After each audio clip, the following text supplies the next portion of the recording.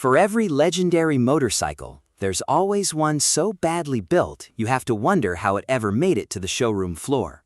Bad bikes have existed since the earliest days of motorcycling, but they became far more common in the 1970s, an era of bold innovation, screaming two-stroke triples, and the rise of sports bikes across America. Join us as we count down the 8 worst motorcycles of the 1970s, where ambitious engineering often ended in disappointment and sometimes real danger. 1. 1972 Kawasaki H2 Mach 4. In the 1970s, motorcycle safety wasn't exactly a priority. Kawasaki had already released the infamous 500cc H1 Mach 3, a bike better known for causing injuries than winning races. Undeterred, they scaled things up with a 748cc two-stroke triple, producing 74 horsepower, but bolted it into a frame borrowed almost unchanged from the H1, one so flexible it might as well have been made of rubber. Thin front forks couldn't support the bike's weight. Braking relied on a single front disc paired with a rear drum, and the rear wheel sat too far forward, throwing off the weight balance entirely.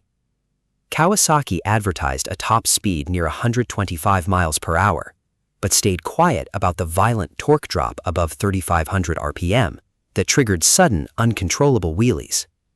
At 420 pounds, the H2 was so unpredictable that even professional racers avoided it. It was discontinued in 1975. 2. 1971 Suzuki TM400 Cyclone. Suzuki's flagship off-road racer of the early 70s promised 40 horsepower for under $1,000, but delivered chaos instead. The power band behaved like a light switch. Nothing, then everything, with an unreliable ignition that fired unpredictably anywhere between 3,500 and 5,500 RPM, or simply sputtered out. Marketed as a replica of the factory bikes ridden by motocross champions Joël Roubert and Roger DeCoster, the TM400 actually weighed far more than their machines and handled nothing like them. The forks felt like they'd been designed with a ballpoint pen, the shocks lasted about 10 minutes before trying to eject the rider, and the frame flexed under load before snapping back like a spring, often launching riders into the weeds. Suzuki improved it by 1975, but the Cyclone's reputation as one of motocross's scariest machines was already sealed. 3. 1974 Suzuki RE5. Suzuki has never shied away from experimentation, and the RE5, rotary engine Model 5, was one of its boldest gambles. It used a high-revving Wankel rotary engine, licensed from NSU in Germany, paired with a sporty chassis built for speed. Early reviews praised its handling, but the real trouble started once the 12-month warranty ran out. Rotary engines of the era lacked the durable ceramic apex seals that wouldn't be developed until the 1980s, so even a minor seal failure meant catastrophic engine damage, and since the engine was one sealed unit, a small problem meant replacing the whole thing. As the novelty wore off, so did buyer interest. Just 2 years after launch, Suzuki pulled the plug on the RE5 for good. 4. 1975 Honda CB500T. Even Honda has regrets, and the CB500T is one of them.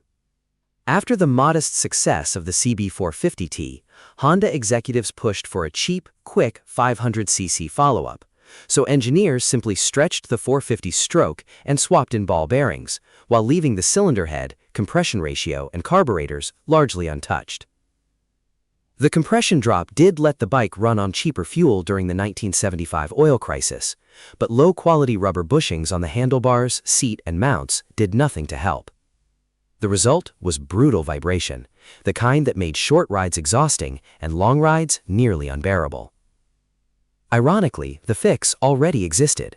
A simple counterbalancer around the crankshaft could have solved the whole problem. Honda's engineers just weren't given the freedom or the budget to use it. 5. 1973 Yamaha SC500.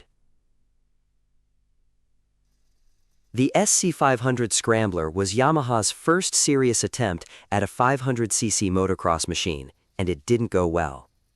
At 243 pounds, its air-cooled 498cc reed valve two-stroke was notoriously hard to tune, prone to sputtering, coughing, and stalling. Testers noted it had less low-end power than a well-running 125. What power it did have arrived in one abrupt mid-range burst, lifting the front wheel unexpectedly before fading out entirely. The chassis made things worse. A front lightweight bias caused constant wheelies and loss of control in corners, while the suspension was harsh and faded quickly under hard riding. Cycle magazine summed it up bluntly: Yamaha nailed the small details but missed the fundamentals. To their credit, within a year, Yamaha bounced back with the revolutionary YZ360 monoshock. 6. 1976 Honda CB750A Honda-matic. The CB750A introduced Honda's automatic transmission to American riders, a genuinely innovative two-speed automatic gearbox engaged through a foot-operated hydraulic selector rather than a clutch lever. On paper, it was well ahead of its time: front disc brake, electric starter, dual mirrors, and a strong 736cc air-cooled four-cylinder engine.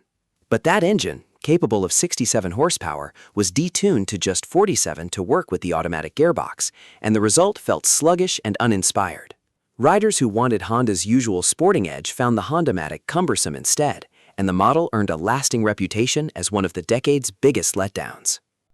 7. 1973 Yamaha TX750. The TX750 marked Yamaha's entry into the 750cc road category at a time when four-cylinder engines dominated the class. It was genuinely advanced for a twin.